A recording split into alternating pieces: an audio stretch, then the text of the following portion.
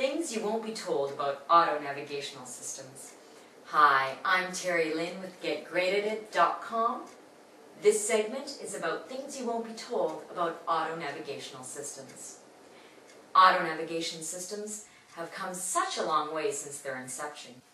It's hard for many to see the product that exists now and realize exactly how far these devices have come since their origins in the U.S. Armed Forces. The thing to keep in mind and remember is that they still have a long way to go.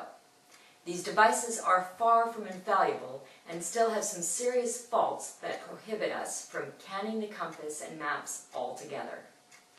One thing to keep in mind is that there are almost always problems of some sort with electronic equipment. This is especially true when it comes to equipment that is run by software. If anyone doubts the validity of this statement, check out a computer that is run by Windows.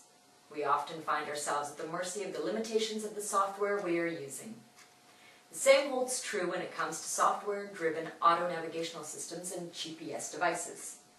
This fact alone makes them a little unreliable. For those times when reliability isn't at its best, keep in mind that for the most part the systems work well. It's just difficult when the times you need it to work well are the times when it's malfunctioning. The good news is that the units themselves are often quite resilient and even able to withstand the manhandling a typical rough-and-tumble 2-year-old can dish out. It is also important to keep in mind that GPS technology isn't meant to replace the use of maps or common-sense driving.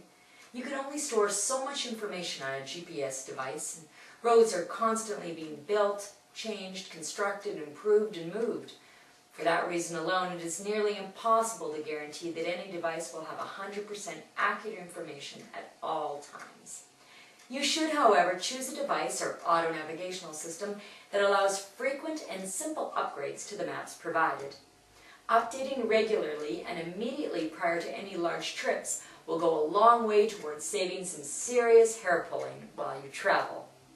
Another thing to keep in mind with your auto-navigational device is that it isn't all that reliable when you don't have a clear view of the sky. For that reason, there may be times when you aren't able to get a clear signal. Tunnels are a great example of one of those times. It's not just about one signal. The device must be able to lock onto 3 satellites at the very least in order to be seen. A 4th satellite is usually required for verification of the data. This means that in some situations where you have a clear view of the sky, you may not be in position where all 4 satellites have a clear field of view and, more importantly, your device.